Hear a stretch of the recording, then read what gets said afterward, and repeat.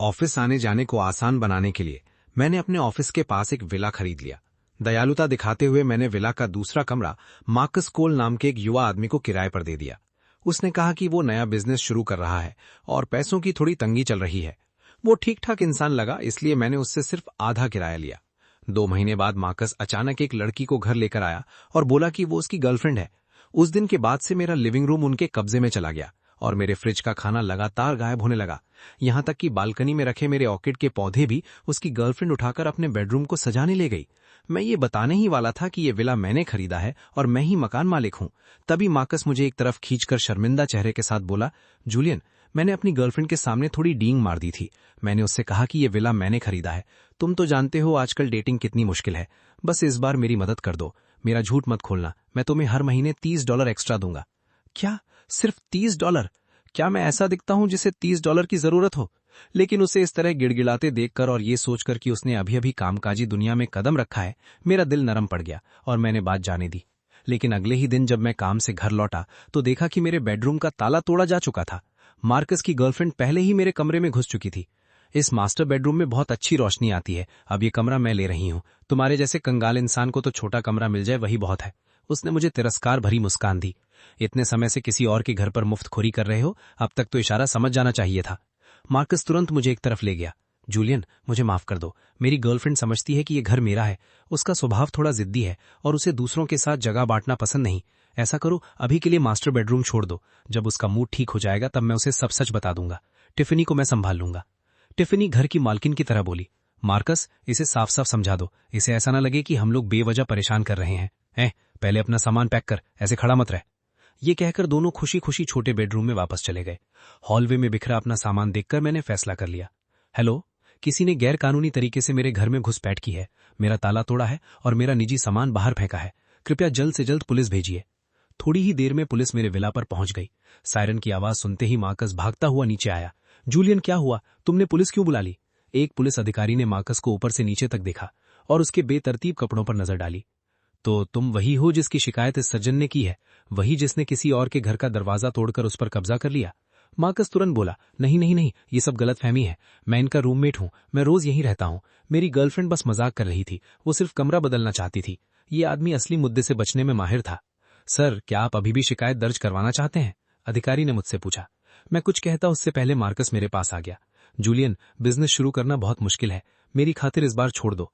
मैं ग्रेजुएट हुए सिर्फ कुछ साल हुए हैं और बड़ी मुश्किल से गर्लफ्रेंड मिली है। मैं बस परिवार बसाना चाहता हूँ। मैंने ये सब इसलिए किया ताकि हमारा रिश्ता बचा रहे। मेरे पास और कोई रास्ता नहीं था। उसे इस तरह गिड़गिड़ाते देखकर मुझे वो दिन याद आ गया जब वो पहली बार यहाँ रहने आया था। हेलो मिस्टर रीड, मैं नया बिजनेस शुरू कर रहा हूँ और पैसों की थोड़ी तंगी है। क्या मैं किराया थोड़ा देर से दे सकता हूँ? मेरा नाम मार्कस कोल है। आपसे मिलकर खुशी हुई। मैं कुछ पल चुप रहा। ठीक है, मैं शिकायत वापस ले लेता हूँ। ये सुनकर मार्कस ने कृतज्ञता से सिर झुका लिया। पुलिस की गाड़ी के जाने और सायरन की आवाज गायब होने के बाद ही उसने चैन की सांस ली।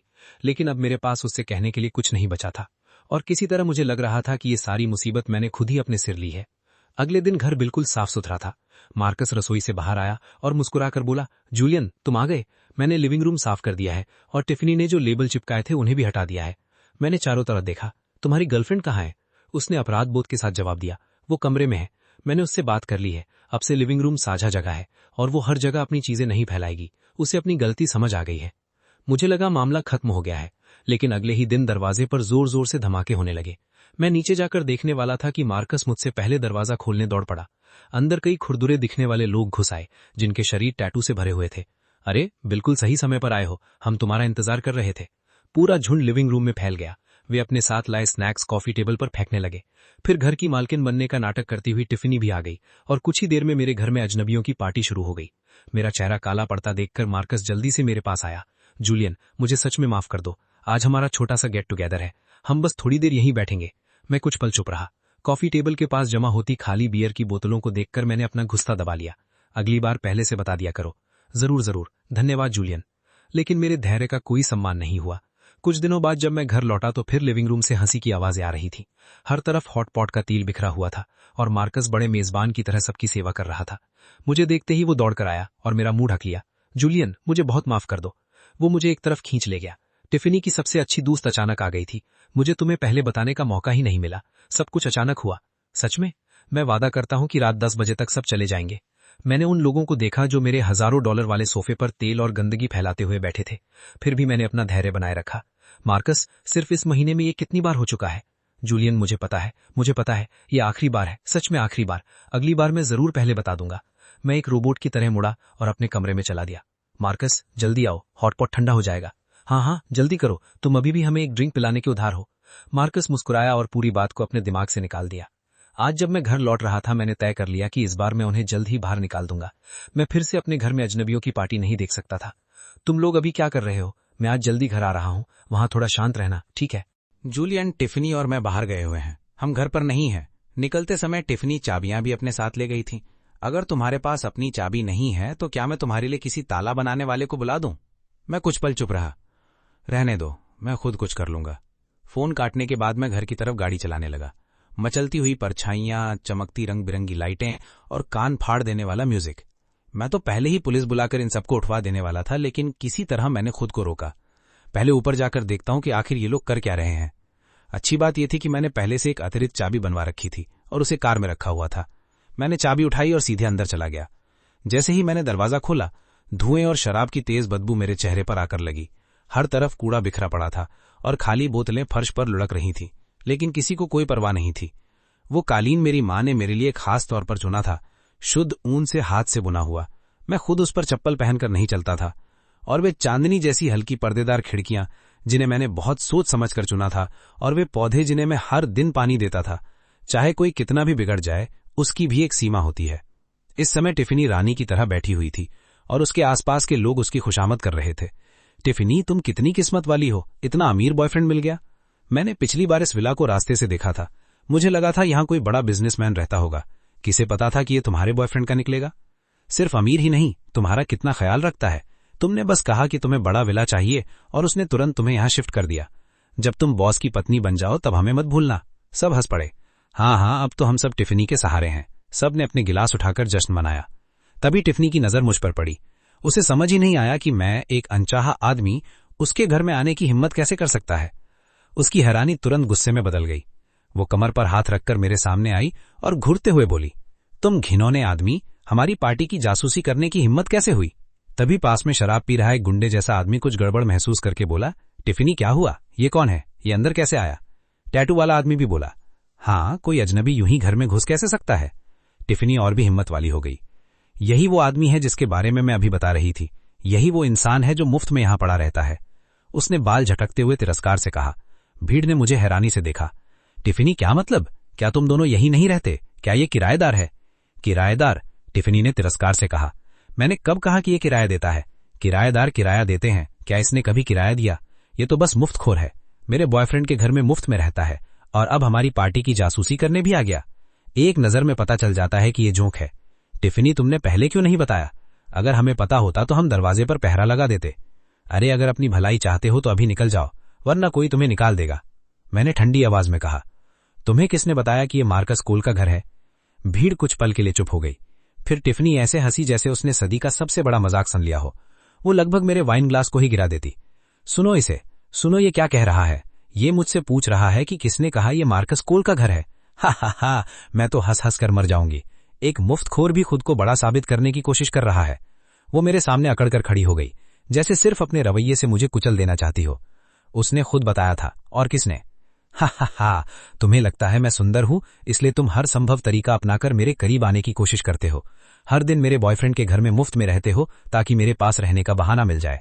और वो भी काफी नहीं था, अब तुम चुपके से वापस आकर हमारी पार्टी की जासूसी कर रहे हो।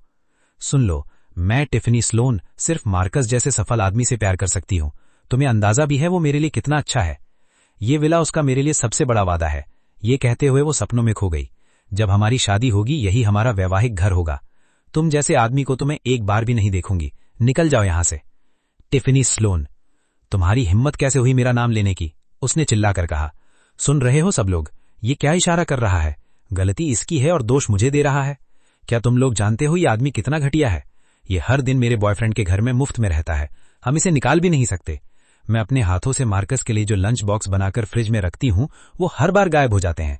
जरूर यही चुरा कर खा जाता होगा। और बालकनी के ऑर्किड के गमले सब खोदकर खराब कर दिए गए हैं। कौन जाने क्या ढूंढ रहा था। मैंने तो इसकी इज्जत रखी और बस इतना कहा कि मार्कस के घर पर मुफ्त में रहना बंद कर दे। और पता है इसने क्या किया? हा हा हा, इसने गुस्से में आकर पुलिस बुला ली और मुझ पर गैर कानूनी घुसपैठ का आरोप लगा दिया। ये सुनकर इसकी एक सहेली इतनी हैरान हो गई कि उसके हाथ से सूरजमुखी के बीज मेरे कालीन पर गिर गए। ये तो बेशर्मी की हद है। पीछे खड़ा चिकने बालों वाला आदमी गुस्से से अपनी जांग पर हाथ मारते हुए बोला, इसकी हिम्मत कैसे हुई पुलिस बुलाने की? टिफनी आगे बोली, घर में शांति बनाए रखने के लिए मेरे बॉयफ्रेंड को मुझे हर रात जल्दी कमरे में भेजना पड़ता था, फिर वो अकेले बाहर आकर उससे बात करता था। मार्कस बहुत ही दयालु है, वो ऐसे आदमी को बाहर नहीं निकाल सकता, लेकिन ये उसकी कदर नहीं करता, हर समय मेरे पीछे पड़ा रहता है। अब मुझे समझ आया कि मार्कस हर दिन टिफनी को जल्दी कमरे में क्यों भेज देता था। मैं हमेशा सोचता था कि वो टिफनी को असहज महसूस होने से बचाता है, असलियत में वो अपने झूठ के खुलने से डरता था। मैंने अपना फोन निकाला और पुलिस को कॉल करने लगा, लेकिन इस बार टिफनी मुझसे तेज निकली। उसने फोन मेरे हाथ से छीना और जमीन पर पटक कर तोड़ दिया। वाह, क्या नाटक कर रहे हो? ये मेरे बॉयफ्रेंड का विला है, तुम जैसे मुफ्तखोर पुलिस बुलाने का ड्रामा कर रहे हो।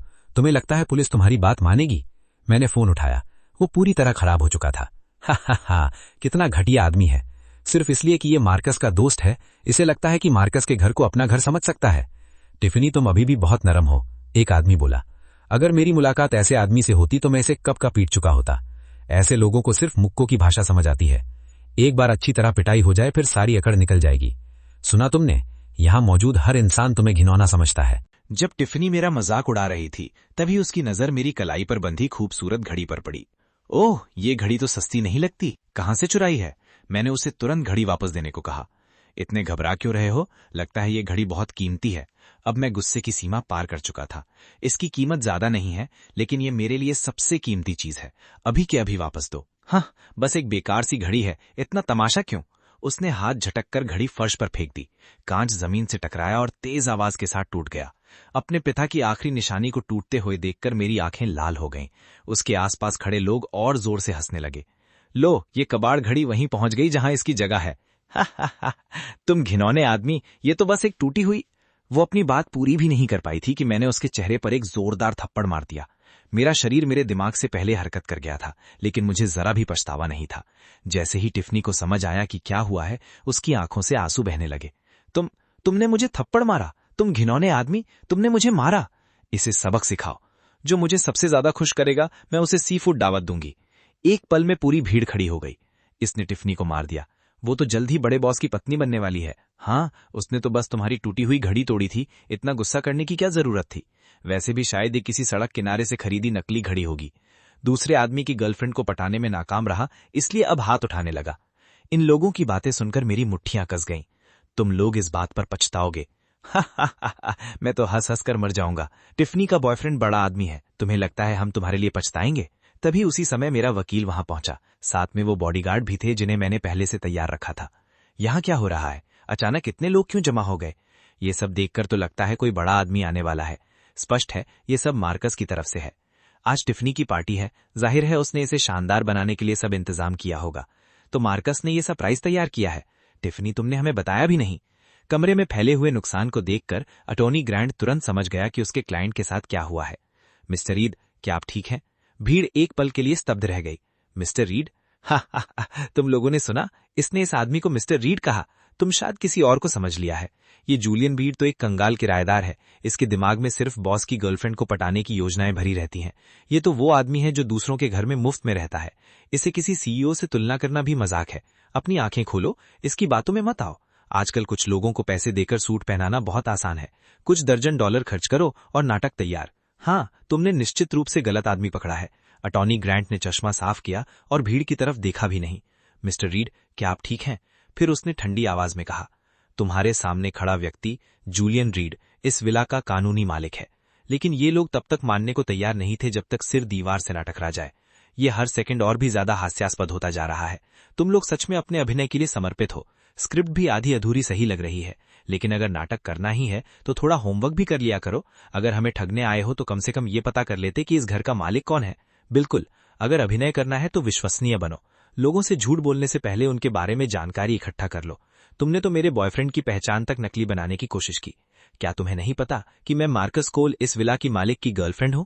ये सुनते ही अटॉर्नी ग्रांट मुड़ा और ठंडी आवाज में पूछा, मार्कस कोल, क्या वो मिस्टर रीड का किराएदार है? ये सुनकर टिफनी फिर से जोर से हंस पड़ी। किराएदार? क्या बकवास कर रहे हो? हा हा हा, मेरा बॉयफ्रेंड किराएदार कैसे हो सकता है? वो करोड़पति है, एक सफल आदमी है। ये कंगाल तो उसका किराया देने वाला नौकर बनने लायक भी नहीं है। अटॉर्नी ग्रांट ने उससे बहस करना भी जरूरी नहीं समझा। पूरे क्षेत्र को सुरक्षित करो, हर टूटी हुई चीज की तस्वीर लो, सभी नुकसान का सबूत इकट्ठा करो और कमरे में मौजूद हर व्यक्ति को यहीं रोको। कोई बाहर नहीं जाएगा। जी अटॉर्नी ग्रांट। स्टाफ तुरंत सबूत इकट्ठा करने लगा। ये देखकर टिफनी घबरा गई। तुम लोग क्या कर रहे हो? मैं चेतावनी दे रही हूं, मेरे पास मत आना। मिस्टर कोल टिफनी से बहुत प्यार करते हैं।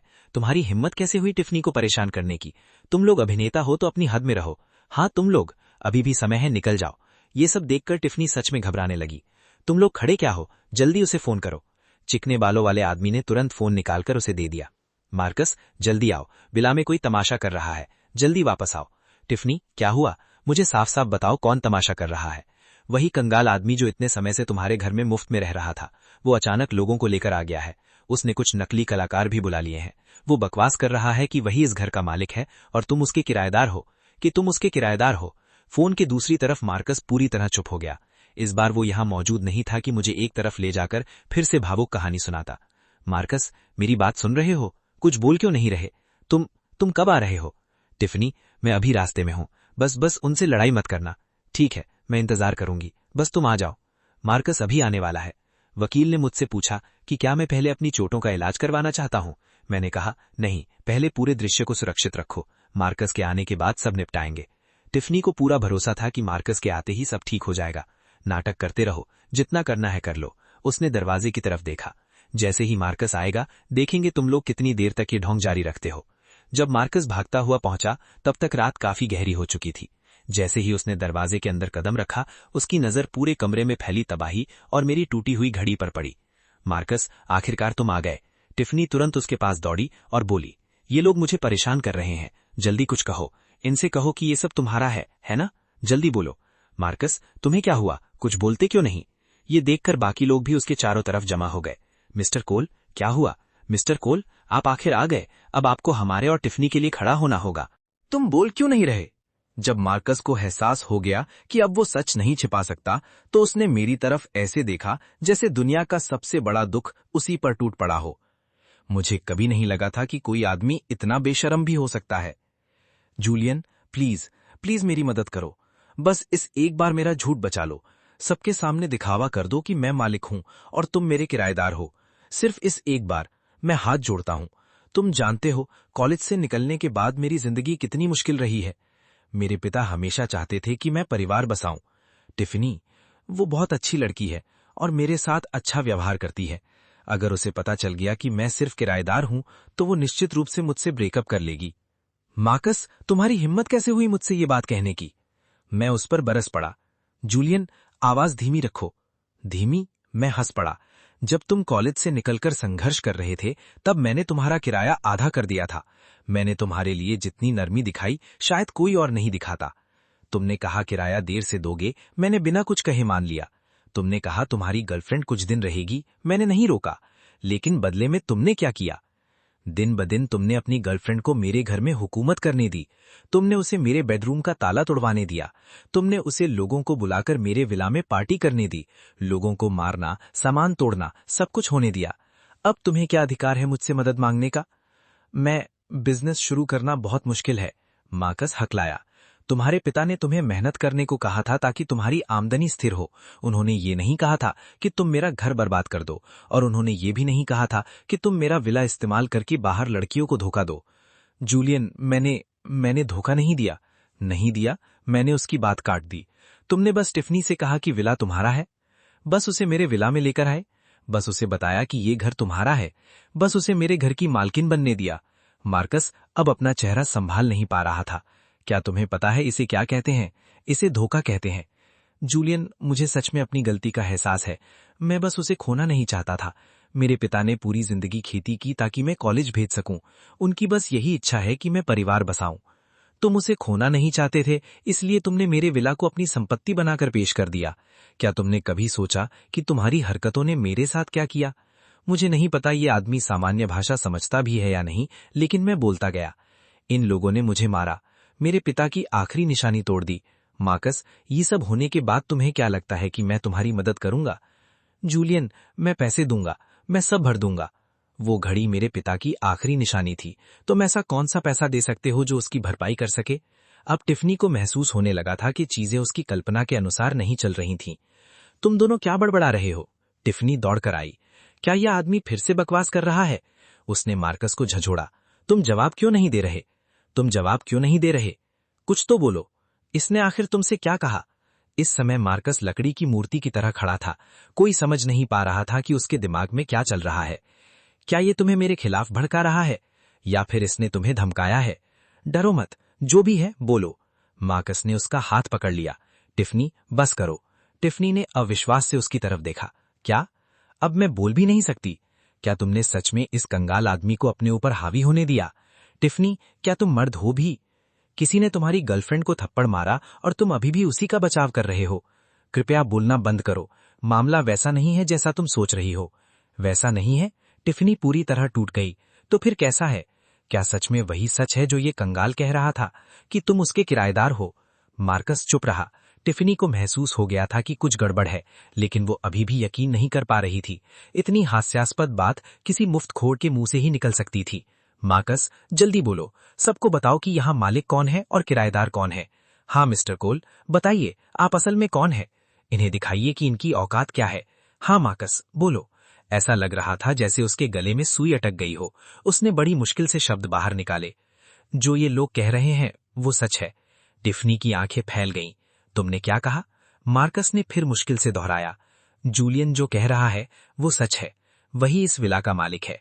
ये घर उसी का है। ये सुनते ही टिफनी की आंखों से आंसू फूट पड़े। मैं इसका किराएदार हूं। ये सच्चाई टिफनी के लिए बहुत भारी थी। वो सीधे सोफे पर गिर पड़ी। चिकने बाल वाला आदमी और स्नैक्स खा रही महिला भी सदमे में जम गए। नहीं नहीं, ये नहीं हो सकता। तुम मुझसे झूठ बोल रहे हो मार्कस। टिफनी, मुझे माफ कर दो। मेरा इरादा तुम्हें धोखा देने का नहीं था। मैं बस तुम्हें बहुत पसंद करता था। मुझे डर था कि अगर तुम्हें पता चला कि मैं सिर्फ किराएदार हूं तो तुम मुझे नीची नजर से देखोगी। इसीलिए मैंने झूठ बोला। तो तुम सच में इतने समय से मुझसे झूठ बोल रहे थे? तुमने कहा था तुम सफल उद्यमी हो। तुमने कहा था तुम बड़े विला में रहते हो। तुमने कहा था तुम करोड़पति बॉस हो।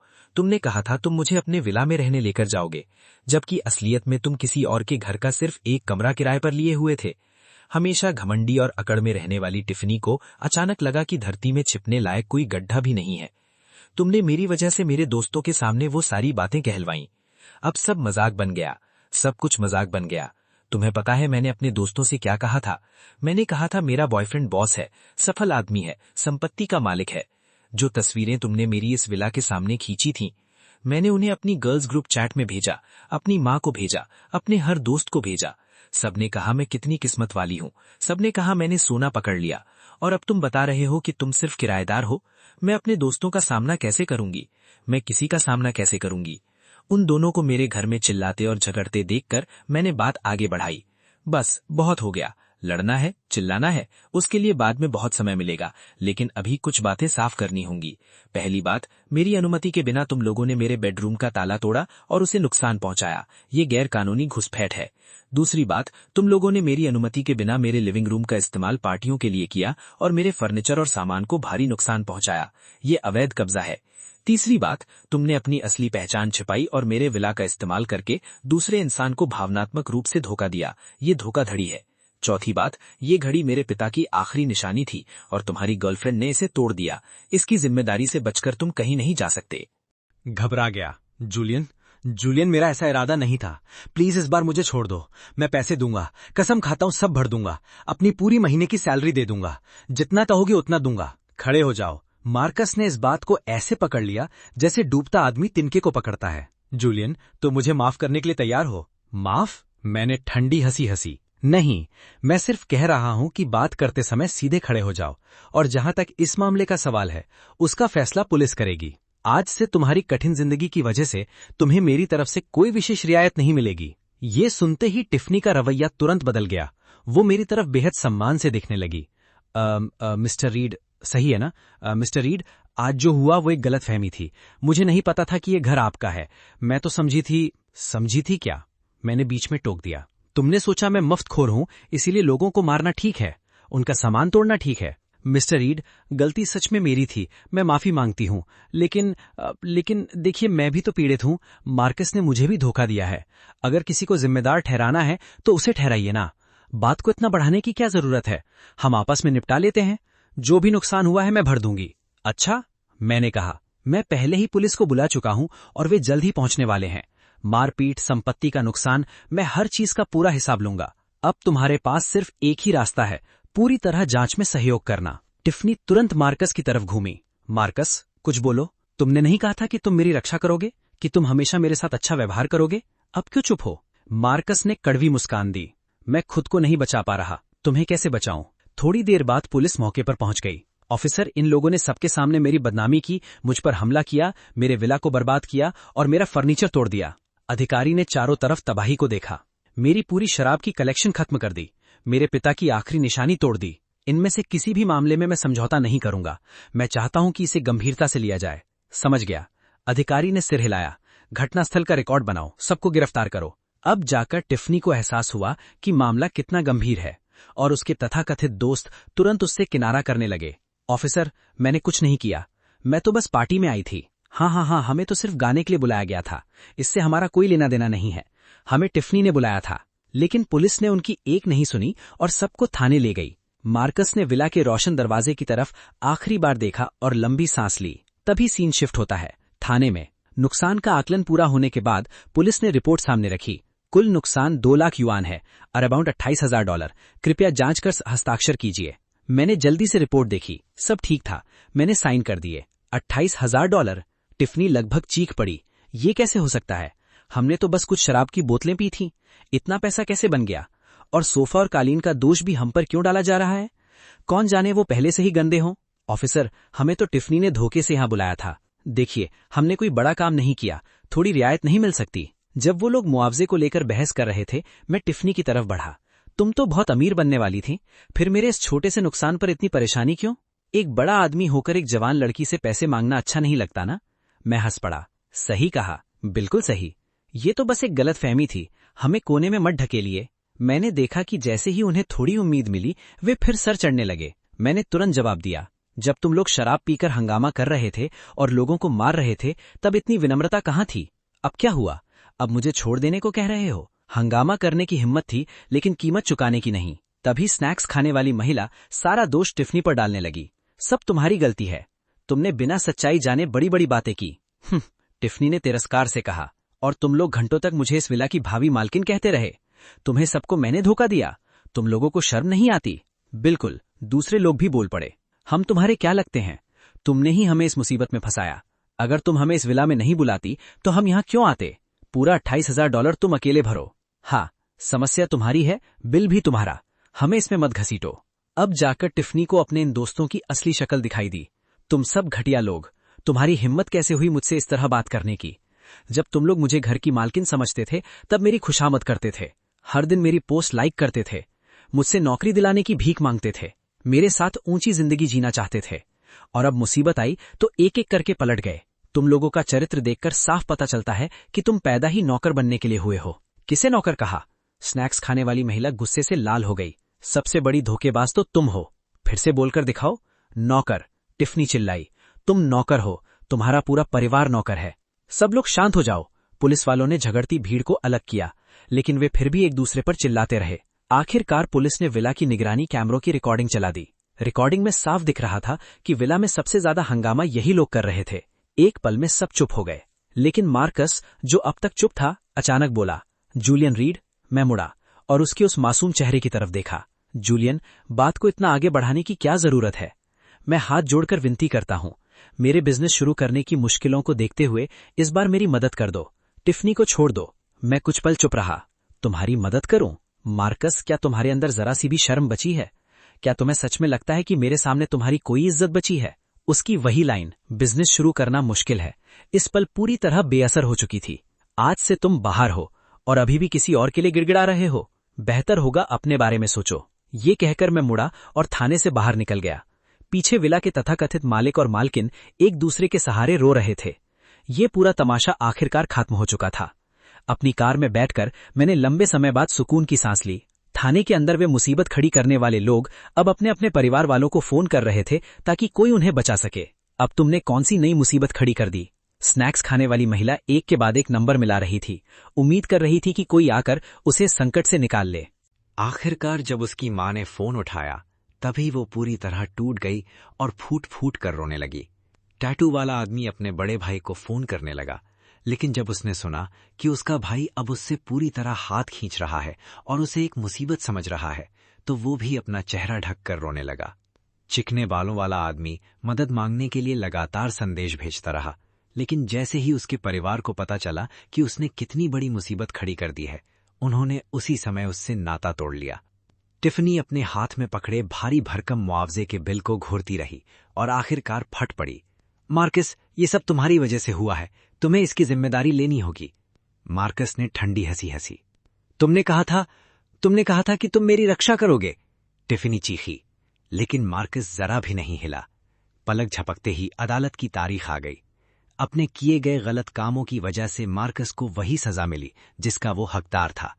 टिफनी को भी उसकी हरकतों के लिए दंड मिला। जिस पल मैंने अदालत के दरवाजे खोले, सब कुछ खत्म हो चुका था। अब बस मुझे अपनी अमीर और शांत जिंदगी में वापस लौटना था। लेकिन एक चीज थी जिसे मैं अभी भी भूल नहीं पा रहा था, मेरे पिता की छोड़ी हुई घड़ी। सर, क्या आप इसे देख सकते हैं? क्या ये ठीक हो सकती है? बूढ़े घड़ीसाज ने आवर्धक शीशे से उसे ध्यान से देखा। मशीनरी खराब हो चुकी है, कांच बदला जा सकता है, सुइयों को फिर से ठीक किया जा सकता है, लेकिन ये दरारें बहुत गहरी हैं, ये घड़ी के ढांचे तक पहुंच चुकी हैं। इसे पूरी तरह पहले जैसा बनाना अब संभव नहीं है। मैंने टूटी हुई डायल पर अपनी उंगलियां फेरी। जो ठीक हो सकता है ठीक कर दीजिए, मैंने हल्की सी मुस्कान के साथ कहा। जो ठीक नहीं हो सकता उसका भी कोई दुख नहीं। बूढ़े आदमी ने समझदारी से सिर हिलाया। आजकल जो भी घड़ी मरम्मत के लिए आती है, उसके पीछे कोई ना कोई कहानी जरूर होती है। घड़ी की दुकान से बाहर निकलकर मैंने धूप में भीगी घास की खुशबू वाली हवा में गहरी सांस ली और आदतन अपनी कलाई की तरफ देखा, जहां अब घड़ी नहीं थी। मुझे वो दिन याद आया जब मेरे पिता ने कहा था कि उनके पास मुझे देने के लिए कोई बड़ी दौलत नहीं है, बस ये घड़ी है। उन्होंने मुझसे कहा था कि इसे संभाल कर रखना। जिंदगी में सबसे महत्वपूर्ण बात ये नहीं है कि तुम कितना पैसा कमाते हो, सबसे महत्वपूर्ण बात यह है कि क्या तुम खुद के सामने सिर ऊंचा रख सकते हो। मुझे वो दिन याद आया जब मार्कस पहली बार मेरे घर आया था। जूलियन, मैं अभी अभी अपना बिजनेस शुरू कर रहा हूं, थोड़ी पैसों की तंगी है। और मुझे टिफनी भी याद आई, जो मेरे घर में ऐसे हुकूमत चला रही थी जैसे सब कुछ उसका हो। इतने समय तक मैं खुद के साथ ही न्याय नहीं कर पाया था। डैड, आज आखिरकार मैंने खुद के सामने सिर ऊंचा रखा है। मैंने मरम्मत की हुई घड़ी वापस अपनी कलाई पर बांध ली। तभी सीन शिफ्ट होता है। अगली सुबह मेरा घर फिर से वैसा ही हो चुका था जैसा पहले था। साफ फर्श, सजा हुआ लिविंग रूम, हरे भरे पौधे, ताजी हवा और खिड़कियों से अंदर आती गर्म धूप, सब कुछ फिर से ठीक हो गया था। मैंने गहरी सांस ली। जो चीजें ठीक होनी चाहिए थीं, वे ठीक हो चुकी थीं। और सच कहूं तो ज्यादा नरम दिल होना कभी भी फायदे का सौदा नहीं होता।